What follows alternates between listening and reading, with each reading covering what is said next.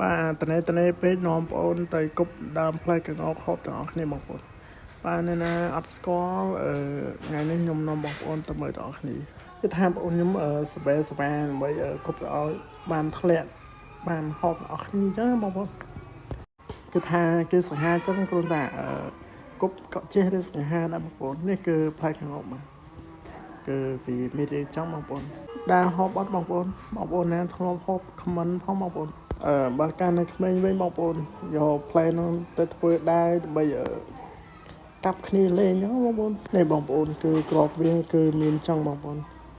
យាយទៅឆ្ងាញ់រសជាតិវាដូចក្របឈូកចឹងឯងបងប្អូនដូចឈូកចឹងឆ្ងាញ់ចឹងដែរបងប្អូនហើយវីដេអូមានតែប៉ុណ្្នឹងទេបងប្អូនបើចូលចិត្តshare follow ម្នាក់មួយបងប្អូនដើម្បីលើកទឹកចិត្តខ្ញុំដើម្បីផុសបន្តទៀតបងប្អូន